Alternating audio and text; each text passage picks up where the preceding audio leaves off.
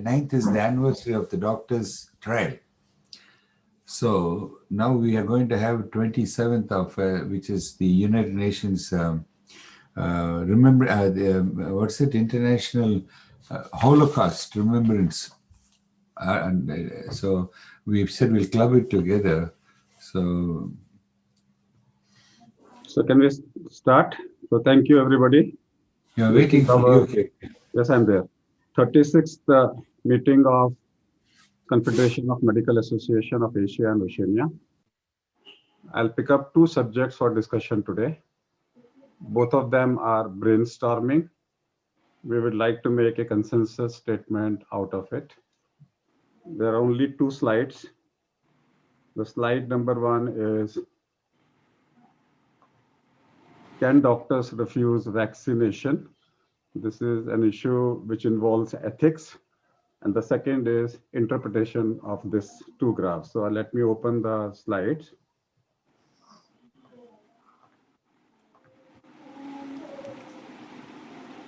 First is interpretation of this graph. These are the top 15 countries. And how do we interpret? The blue one is the world. And these are the top 15 countries. What are the patterns we are seeing? And will be open for discussion. The first, if you see the first 15 countries, India, Argentina, and Poland. So India number 2, Argentina on the left last, and then on the right black second row first. These three are showing single wave till today. I have not picked up other countries. I've only picked up the top 15 countries. So otherwise there will be a lot of countries which are matching this. In the top 15 countries, 3 countries, India, Argentina, and Poland, are showing a single peak, the first wave. All other countries are showing multiple waves. United States, third wave, and all other countries are showing, this is, Iran is showing 3 waves. All other countries are showing, Colombia is showing 3 waves. All other countries, the world is showing 3 waves all over. That is first observation is, in the top 15 countries, 3 countries, second wave hasn't come. India, Argentina, and Poland. The second observation is, in the rest 12 countries where the second peak has come, Brazil and Colombia are the only ones who are showing the second peak is shorter than the first peak. In every case, you can see in the second peak, number of cases are very high. Please, can I, Saurabh, can you stop them, make them out who is speaking? Yes. Make them out. If they are not a CMAAO members, ask them to go out. Otherwise, close them. So if you see the patterns, every second peak, number of cases are more than the first peak, except Brazil and except Colombia. Everywhere the second peak is significantly higher than the first peak. These are two observations which I got, short thought worth sharing. I can't find any reason. I'm not been able to analyze them for the last 1 week. I'm thinking about that. What can be the reason about that? I can't, but I thought it's worth sharing that if we say majority is the winner, then we will say the second peak will come and the second peak will be stronger than the first peak, if you see as the majority. And otherwise, these are the distinct examples there. The next slide I want to share is,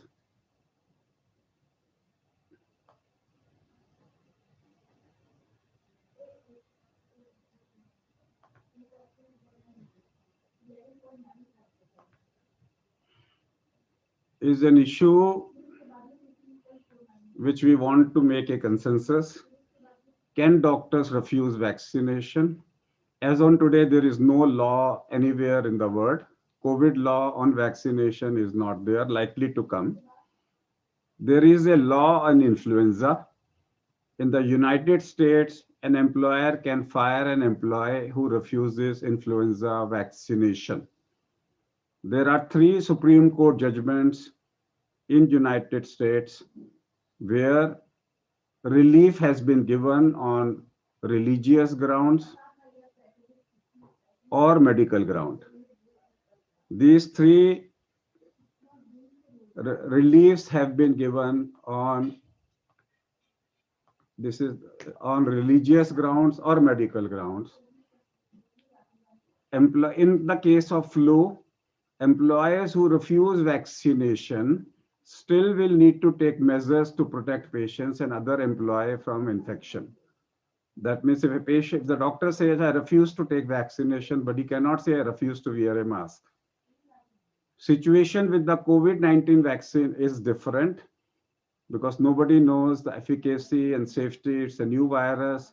So there will be people, healthcare workers who will say, I'm not going to take the vaccine. The next comes is, if a resident working in a hospital has not taken a vaccine, and if he develops COVID-19, who pays for that? The employer can say, I'm not going to pay because I told you to vaccinate yourself. Can an employer say, if you are not vaccinated, I am not going to employ you? Is it within a patient's right to know? Can the patient say, whosoever is treating me, are they vaccinated or not? Can a patient refuse to be treated by a doctor who is not vaccinated?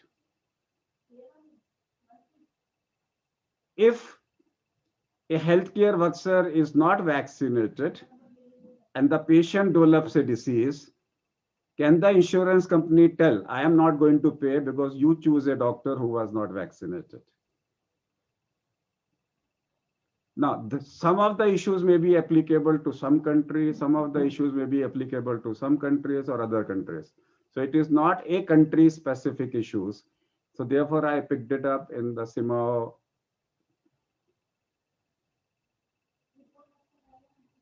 So if a person develops a disease and a contact tracing is done, and it is found out it has happened from a healthcare worker who was not vaccinated, in the court of law, what will be the interpretation of the judge? So I thought vaccination now is easily available in USA from today. In USA, it has been approved. In UK, it has been approved. In UAE, all my friends in UAE from Dubai called up and say, vaccination is available, should we take it or not? So there are people all over the world. In India, we expect the vaccine within this month. Canada, it is being available. UK, it is being available. UAE is being available. In China, it is available. So in most of the countries, it may be available within this month. So can a healthcare worker, I've only written doctors, but it has to be a HCW because it can be any healthcare worker, refuse COVID vaccination. These are the 2 subjects I wanted to take opinion for.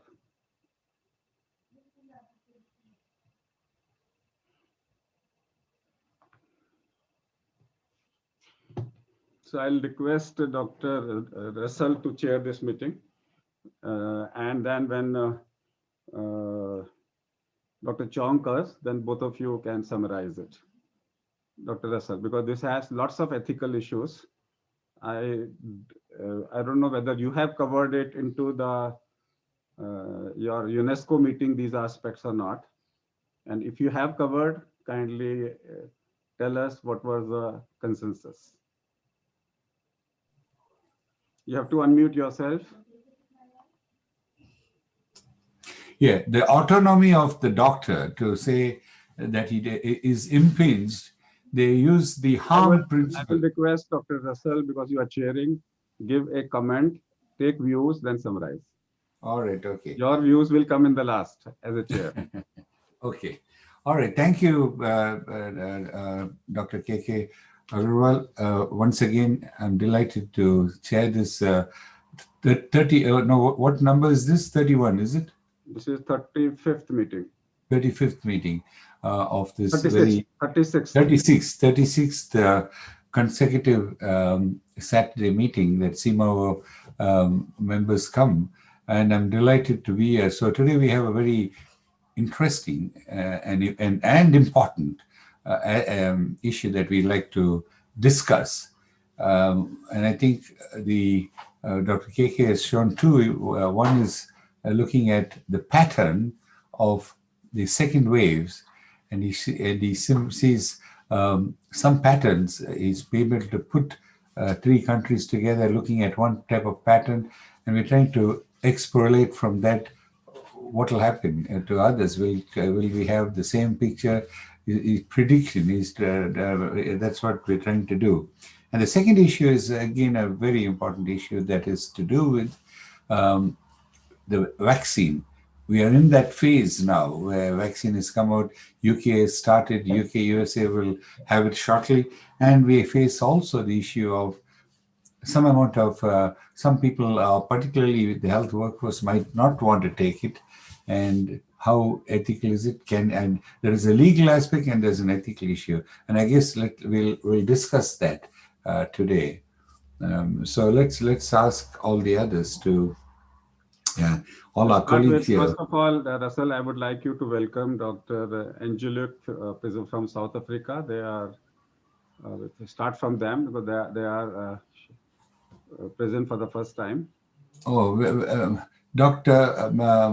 Angelique Kutzi, I'm delighted to welcome you on behalf of Dr. KK Agarwal and Dr. Chung and all the members of the CMAAO. We are delighted to have South Africa join us today. A big welcome to you. Thank you so much. Thank you so much.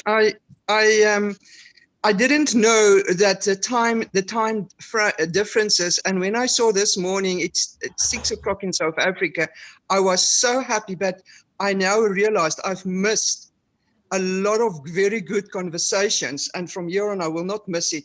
You raised such important questions because I was also grappling with this, but it's not been addressed yet in South Africa. So I'm going to take this back into the South African context, and I'm going to ask the likes of Prof. Ames Dye, who's an ethicist, how are we going to tackle this? Because it is important.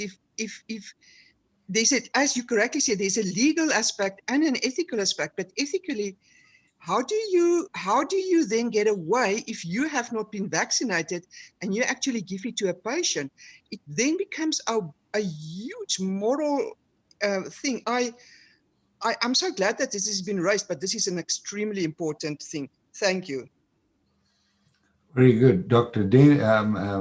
Ames Dye is known to me. She is part of our UNESCO program from South. She used to be the president of the South African Medical Association some years ago. Is that right? Yes, you're absolutely right. Yeah. And she's very in the vaccine group. I'm also sitting on the ministerial task team of the COVID vaccine group with Prof. Ames, and I will definitely raise this because I would have loved to get that screenshot where you put the doctor, the previous one where you ask those questions, so that I can send it to them and say, this is what I saw today. We need to discuss it. It is a difficult thing, but we cannot get away from it. We can't go the other way. We have to address this. Very good, and welcome, Angelique. And let's ask all our other colleagues here, our distinguished members, to give their views. You can take a screenshot, Angelique. You can take a screenshot from here, from the slide. I will. Thanks. Just take a screenshot. And go ahead, Dr. Martanda Pillai. Good morning, KK. This is a very relevant and timely question that you have put forward. I would feel that what is first required is an awareness program whereby the different vaccines that are available in the market and what are the efficiency of different ones and side effects, and some educational material definitely CMAAO can prepare, and it can be shared with all medical associations under the CMAAO, and that will be a great thing that the organization can do. In India, of course, the fact is that immunization has to happen, because herd immunity you cannot obtain by exposing more people to the infection. The number which is to be exposed is phenomenal number, maybe 60% of the population. And the cost involved in getting 60% of population infected and getting immunity is not a thing that any public health expert will advise. So immunization definitely has to be there and at the appropriate time. And this, I feel, is appropriate time, because one wave and second wave and third wave, and with each wave, the number of persons getting involved or infected is much more. So that sort of an exercise, awareness, of course, the first target is obviously health workers, doctors and paramedics who are to be immunized, because they stand the risk of infection maximum. But then if you are convinced that vaccination has to be done, then of course each country has its own rules and acts. Even in India, we have Epidemic Control Act. Under the act, nothing prevents the government from compelling health workers to take the immunization. But then before we go to that step, the information dissemination among the health workers has to be there, and the advantages and disadvantages of various vaccines, and all these things are to be. This RNA, mRNA vaccine, of course, the storage has to be at minus 70 degrees, which normally is impossible in developing countries. And which vaccine we are going to, adenovirus vaccine or whatever, which we are going to select, where the temperature, storage temperature, transportation temperature is much less, maybe minus 20 or so. So awareness and educative program, definitely CMAAO can take up, particularly with you at the head, and maybe one meeting after collecting all the data of all the president secretaries of National Medical Organization, then CMAAO can call and we can have a deliberation so that the information can be passed on as to the need of vaccination, the safety of vaccination, and the practicability of immunizing. And obviously, if the target first is healthcare workers, it is an achievable target because it is more organized and more educated group and medically knowledgeable group, where things could be easy, provided you are convinced that vaccination is safe and vaccination is the need of the hour. Thank you. Dr. Elvin. Thank you for that around putting that together. Under the public health or the epidemic act you just spoke about, yeah, they can. You said the government can force the healthcare staff. Is that right? The professionals. There are two issues in India. The issue number one is the government can, and then comes is Article 21, my autonomy. This will always be in a dispute. This will always be in a, so as on today, hospitals in India are mandating, private hospitals in India are mandating Hep B vaccination out of their own policies, not like a law. Because every hospital, private hospital sends a circular, are you vaccinated for hepatitis B? Okay, so they are putting it as a precondition that if you are not vaccinated for Hep B, will not take you. But nobody has challenged so far, so this is an unwritten law in India. So every private hospital, when I joined my hospital, I was given an undertaking that I have been vaccinated for Hep B, hepatitis B, because that's a healthcare associated infection. So similarly, COVID-19 being a healthcare associated infection, sooner or later hospitals will say, are you vaccinated or not? Patient may ask, are you vaccinated or not? It is, I'm taking it more like an ethical issue than a legal issue. Legal issue will come if there are legal laws.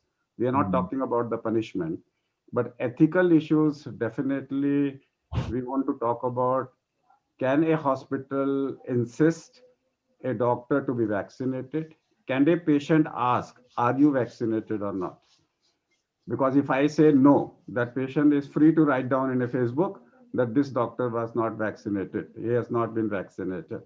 So there are lots of questions. I don't, because these are the issues.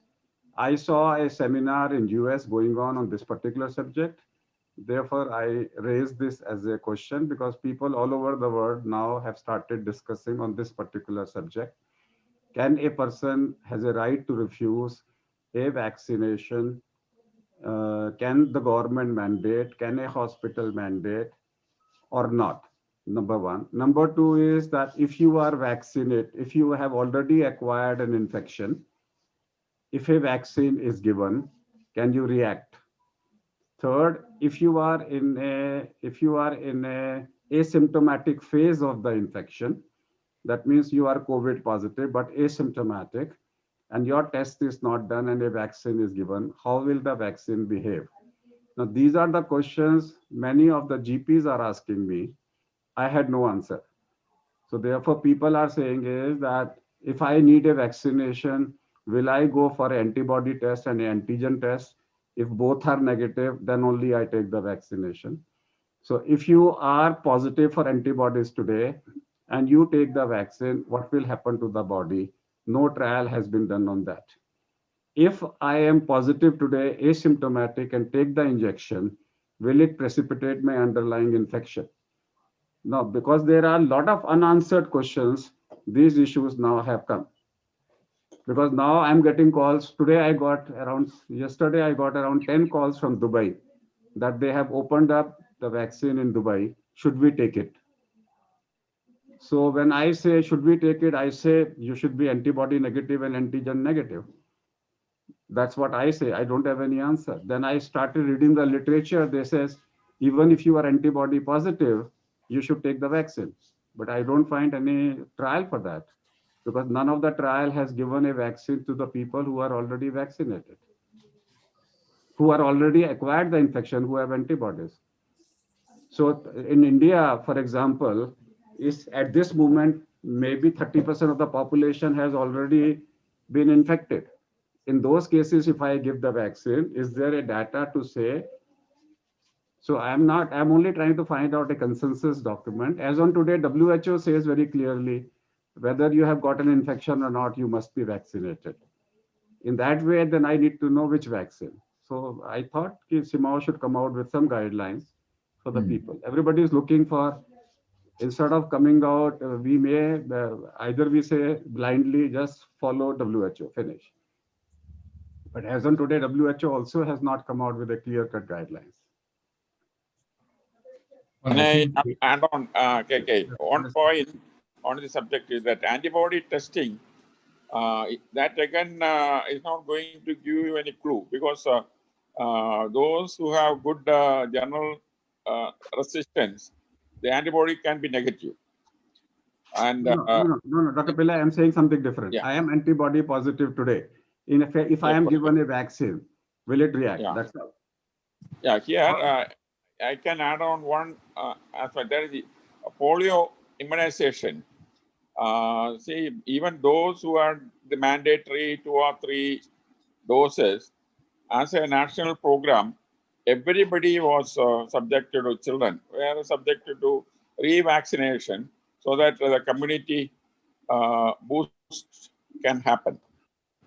And if we take that as an example, definitely, even if you are already sort of your antibody levels are high, still if you are taking one more booster dose of vaccine, whether it will be harmful or not, if you go by the polio campaign, you can more or less say that it is not going to do any harm.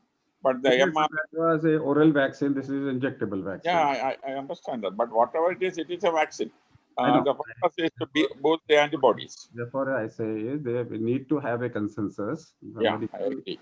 Therefore, I'm saying is that this is assumption we can give. We have to be bold enough to come back and say that if you have acquired an infection, go ahead with the vaccination. That's all. That as on today, none of the association has an answer for this. So I'm asking every association, do we have a WHO says go ahead, but there's nothing in writing. Dr. Agarwal, do you have any information about that trial actually when they conducted trial? There actually they have taken an arm who were actually having the disease. Do you have it? The COVID. Which test? Which trial? The clinical trial. Something. I do not exactly remember. Maybe it's a Moderna case or Pfizer case, something like that. Is it? In one arm, they took this year those who were already infected. So that is why actually WHO probably saying, yes, everybody must be vaccinated like that. Well, I think what Dr. KK is saying. Even if I say yes, then after how many days of the first infection? Yeah, that is the 3 months, 4 months. Yeah. No, but there's also the question, if you already have antibodies, as some people are saying, do you take it or not? The WHO says you should take it. But you, Dr. KK, you're asking, is there any evidence, you're looking for any studies to suggest maybe there was that's a doubtful it was because it was not known how many days actually this will last, the antibody last, the naturally generating antibodies, and the vaccine for vaccination, the antibody this will develop actually for a long time. This will be there, so probably like that.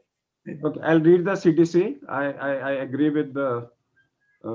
I agree with my colleague, Dr. Jamal. I'm just reading. People who have gotten sick with COVID-19 may still benefit from getting vaccinated. It's may.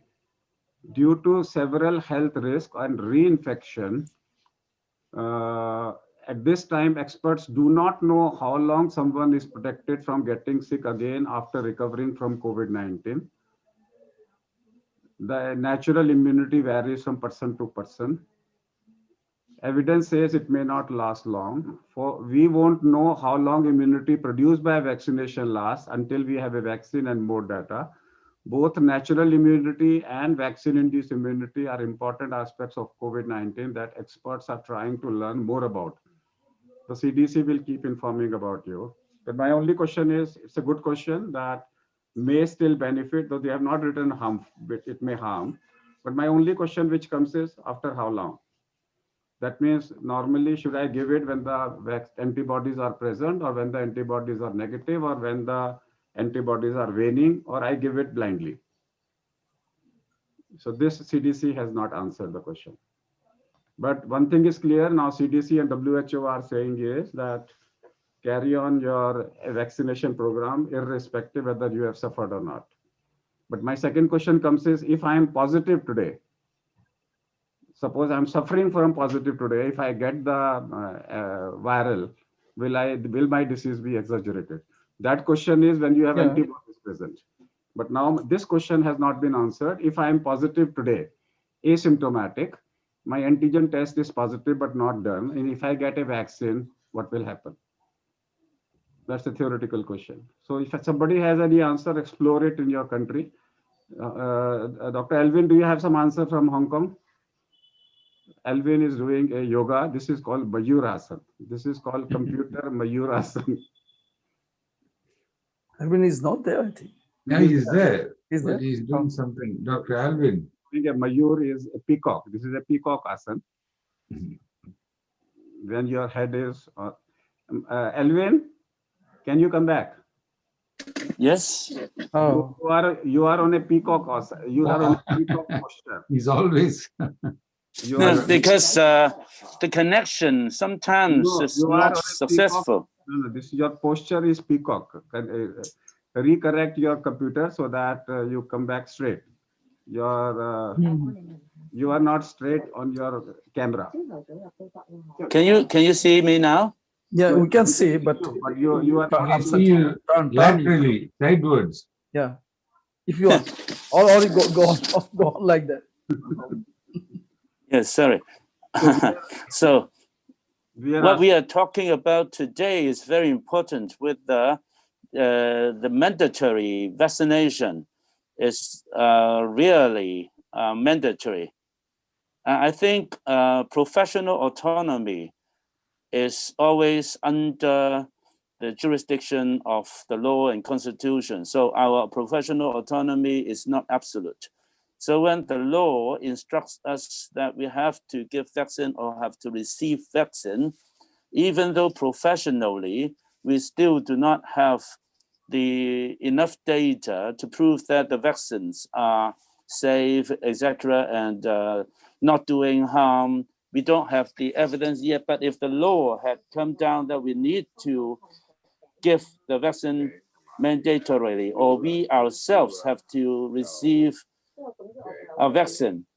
So my understanding is that it's difficult for us to refuse, even though, say, for example, no vaccine, COVID-19 vaccine up till now has any proof of the phase 3 research that prove there's no harm in long term or fatal. Say, for example, the Pfizer vaccine had already got the immunity in UK that if there are any reactions or fatal outcome or any harm after the vaccination, they are not liable to any compensation. If I had not understood it wrong, they had such a memorandum agreement signed.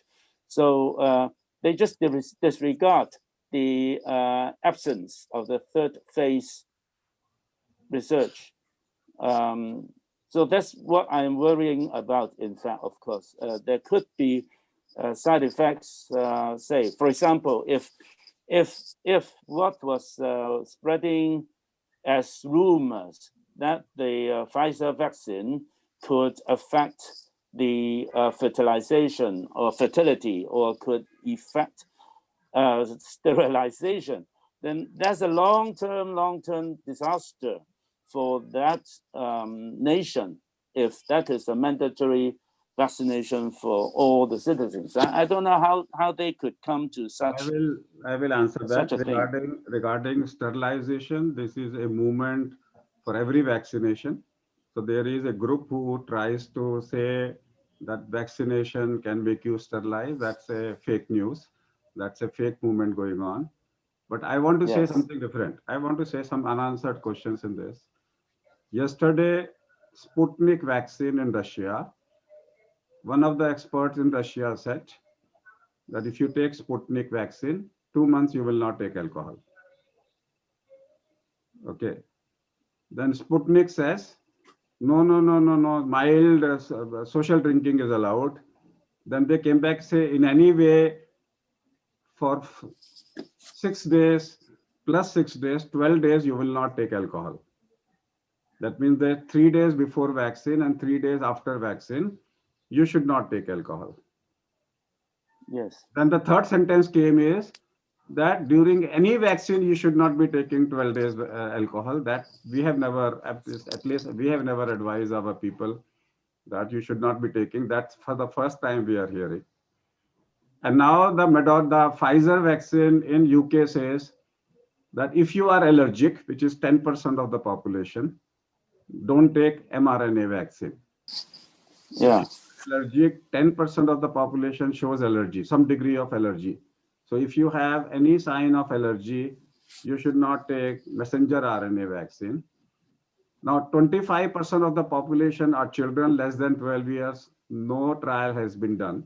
So they are excluded.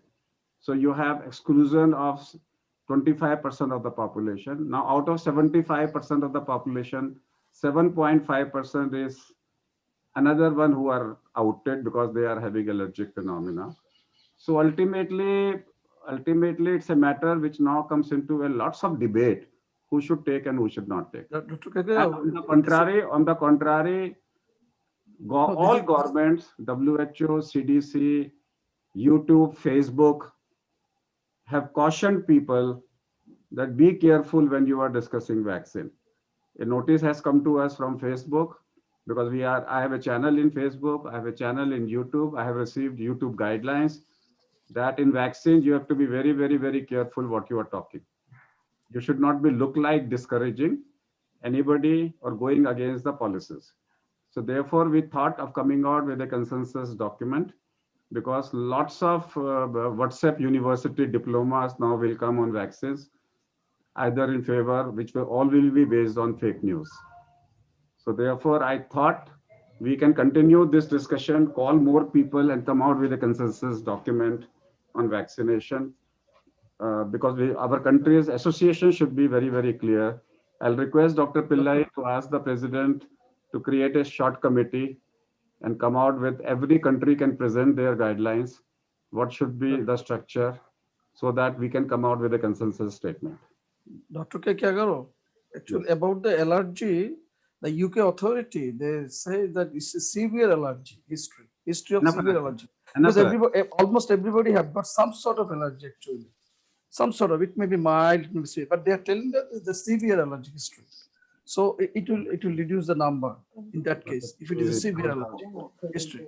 Number one. And number two, actually, I've just come with this point that whether the other vaccines are mandatory, it's not also mandatory. Actually, people are advised to take it. If we do not take it in our country, it's not mandatory. No vaccine is mandatory here in Bangladesh. So, but the people they take it. You know the child vaccination is almost 97% in our country. The people are taking only 97% coverage in the vaccination.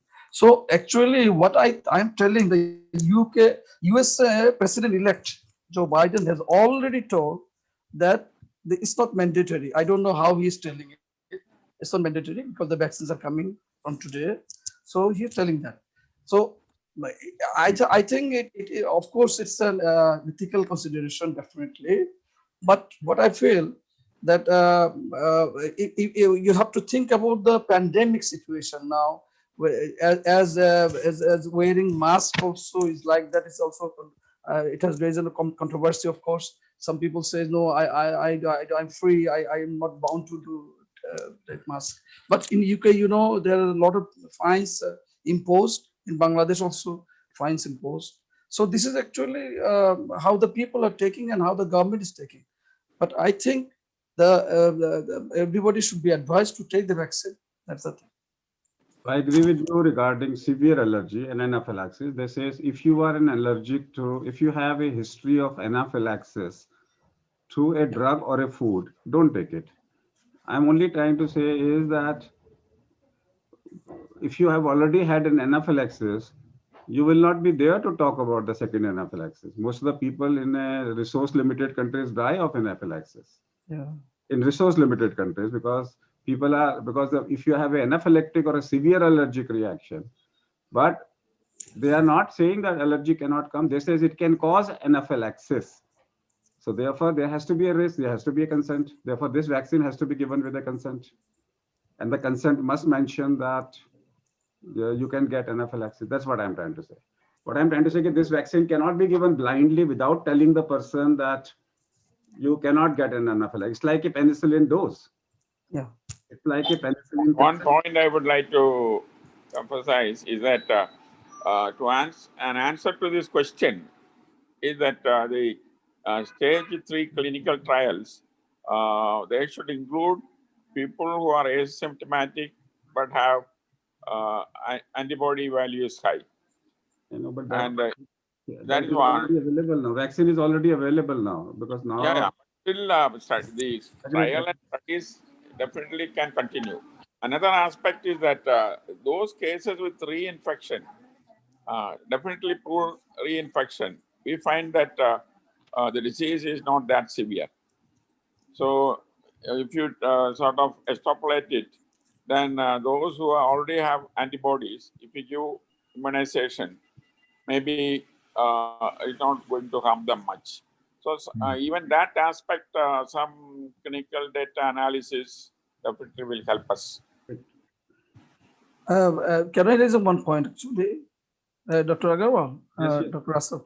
That there is an mRNA vaccine, and another one is this adenovirus transported.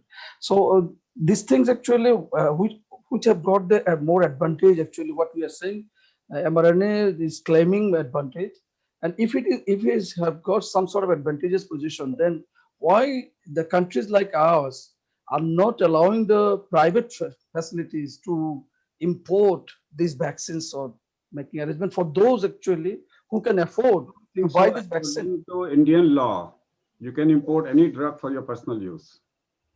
Indian law. Similarly, same law should be in Bangladesh. If you want to import it for yourself, nobody can stop you. For yourself, but for selling, for trade. But you need the permission from the drug. Yes, you need a permission, but that's a routine. You have to apply to the permission is not permission. You need a clearance from a DCGI that this is for your personal use. But do you think that mRNA is a more better than how will it come? Question comes is how will it come in that temperature? No, temperature is it is manageable actually in the city. Yes. Not transporting to the villages or others. You can get, but my question to Dr. Russell is different. If it can cause anaphylaxis, which ultimately any vaccine can cause, but never been issued, do I need a consent of the patient while giving a vaccination? You certainly need the consent. At this moment, no vaccination consents are taken. There is no vaccine consent. As on today, specifically, I don't know in other countries, we have no vaccine consent. People say vaccine laga do, just give me the vaccine, we give it. In a polio, if vaccine consent was taken, the polio program would have been a failure. Yeah, but you still have to give the informed consent. But I think where the autonomy can be reduced because of a principle called harm principle, Mill's harm principle, which brings a greater good. If your autonomy getting impinged for the greater good for the community, then under the harm principle that's allowed. But again, greater good is another question. No? How do we calculate and say what is greater good? But I think I'll like you to close the meeting by giving your final comments. Yes. Well, as we can see here, there's a lot of unanswered questions, isn't it? We want, particularly in looking at this very important issue of antibodies, and particularly considering that a large number of the population in many countries have been infected. And so we expect that they will have antibodies, but we don't, from what I hear, the WHO says you have to do it. You have to still have the vaccine. So we don't have a very clear in the sense, evidence-based lines to tell us whether that's what should be done or not done. Anyhow, that Dr. KK, what about the discussion? Did you have on your first question on the patterns that you showed? You demonstrated, you extrapolated a pattern of following a couple of countries, looking at the graphs. Dr. KK looking at trying to get an understanding. So I don't know if anyone commented much on that, but that was the first question that we were trying to understand here. Is there a pattern? On the slide. Yes. So that's what Dr. KK showed, a pattern there between India, Argentina, and Poland. Same pattern. Yes. And then Brazil and Colombia are saying two. So there are three patterns in. One is India, Argentina, and Poland's pattern. Second is a pattern of Brazil and Colombia. Third pattern is all same for all. So we're trying to look at this and see whether you could, whether we could project any patterns, or will the second wave in some places, or even the third wave, as we can see in some, it appears, will it be, or what can we project from this? That's something that we was the first question. We did have some discussion on the second question, which is, okay, must you take the vaccine or not, particularly for health care staff or the healthcare professionals? The only answer I can give is that in United States, Russia, France, Italy, UK, Spain, people are educated. More and more people are getting their tests done. Therefore, as the testing is increased, they are representing both asymptomatic and symptomatic cases. Therefore, every time number of the cases are going up and up and up. In India and in other countries, it reflects, because the US reflects symptomatic and asymptomatic cases because of education. In India, the graph reflects more of symptomatic cases because asymptomatic cases are not being recorded here. That may be one reason of symptomatic versus asymptomatic, or symptomatic plus asymptomatic. That's the only thing I can understand out of it. But the question I have, Dr. KK, is that you say asymptomatic. You can only pick up asymptomatic if you did random testing, isn't it? But the places, so if you are educated with the slightest complaint, you will get tested. In a resource limited countries, unless you are severely symptomatic, you may not go for the test. So India basically represents India, because India, the data shows 30% of Indians, 30% of Indians may already have been infected, but the symptomatic cases are only 1%. That's being demonstrated here, which may not be true in other countries. So India, Argentina, and Poland, the number of cases may be reflecting the more symptomatic cases, vis-a-vis other, which is a mix of symptomatic and asymptomatic. That's what I'm trying to say. In Bangladesh, actually, Dr. Agarwal, people are not availing of these opportunities. There are a lot of actually scope for test. Even it is not, they're not going for test. It's not required. Mild cases, why should you waste your resources? In a resource limited countries, you just check, you are in a phase 4. In a phase 4, just check the symptomatic cases and treat them. Asymptomatic, you ask them to see. In India, if out of one family of 10, one is infected, rest 9 are not getting themselves tested. They are isolating and getting themselves treated. That's happening because they can't afford. They can't afford.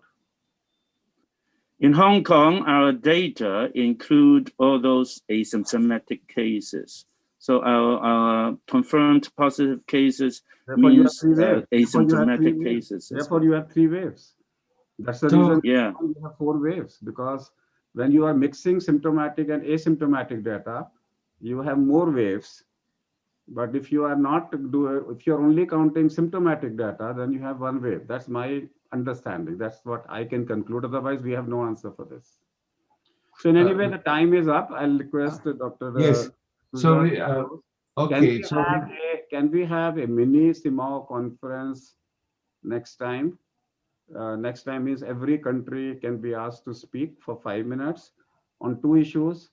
Number 1 is, do we need a consent before COVID vaccination? And 2, can a doctor refuse to be vaccinated? Let it be an official version of every association, whosoever comes. We will write to everybody. And there is a 1 week time you can build up your association and build up with a consensus. And if that comes, then we can build it up as a CMAAO consensus document on this particular issue. So I will. Whether Dr. Agarwal, whether whether WMA can be asked to have similar. WMA, when we are CMAAO, why should we go to, when the father can do, why should we go to the grandfather? That's okay. Well said. Well, I think, yes. In Hong Kong, the vaccination will be free and not mandatory. It's voluntary, but provided free. So I don't think the doctors will be forced to be vaccinated if we don't want the vaccination. So I think consent form just to protect the doctors, I think perhaps it's necessary. Well, they'll want, ethically, you need an informed consent, whether even if it's mandatory, you still need to give them information on what vaccine it is and what are the likely side effects and what can be expected and things like that. So that's a requirement, I'm sure.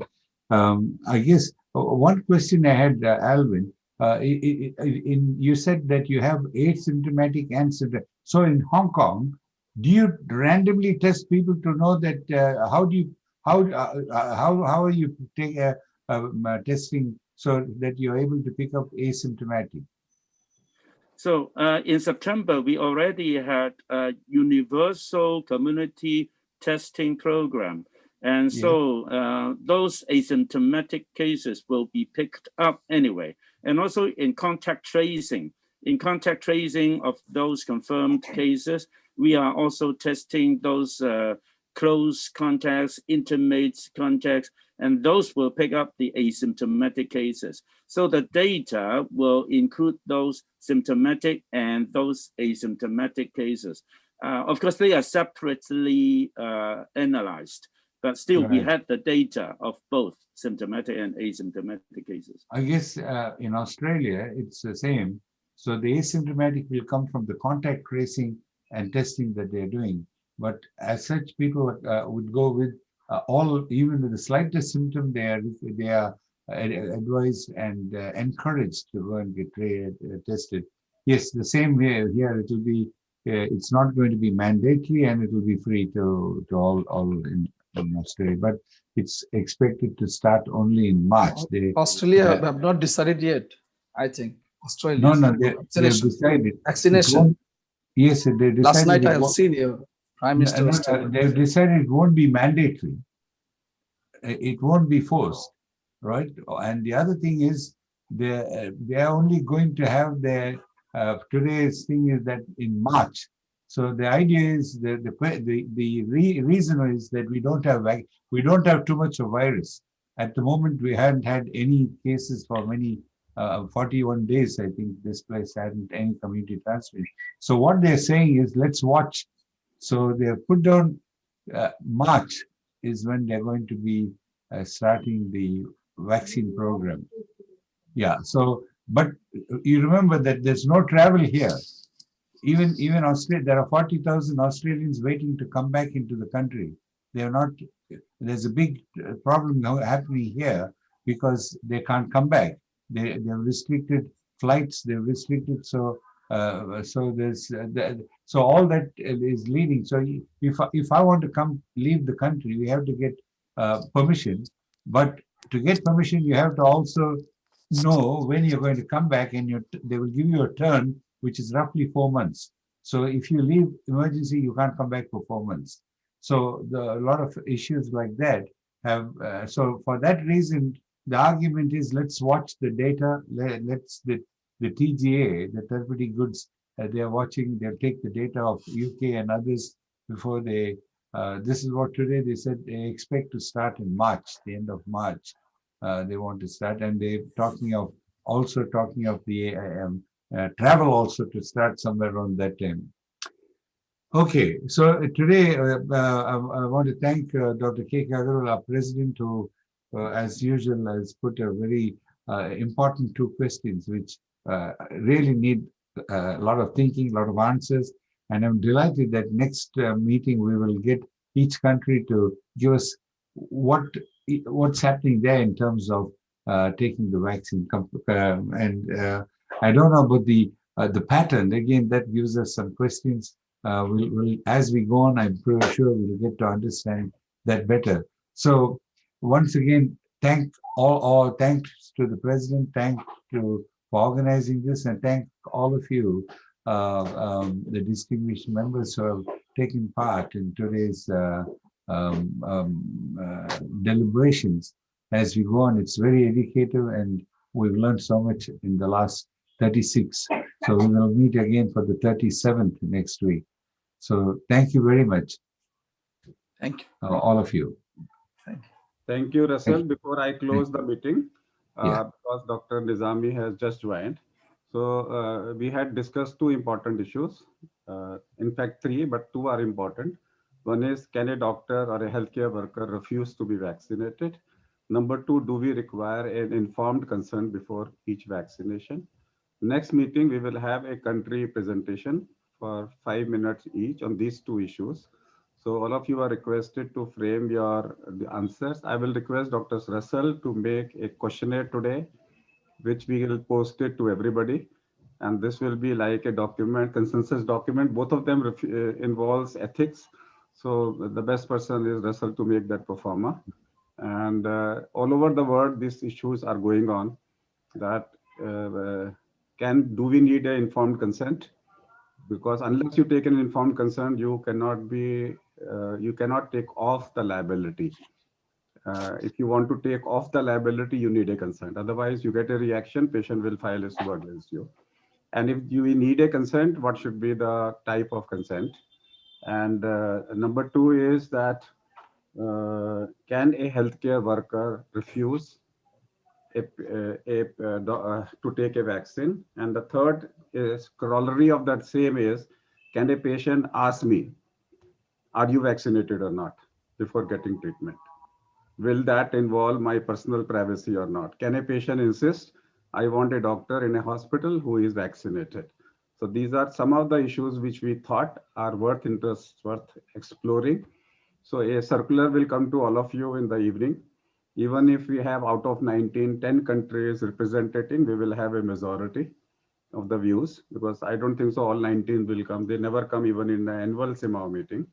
So if we can have at least 10 countries participating in this pro forma, it can become a consensus document for our doctors. Thank you, everybody, for joining here. We will be back next time. Namaskar. Thank you. Thank you, everybody. Bye-bye. Thank you.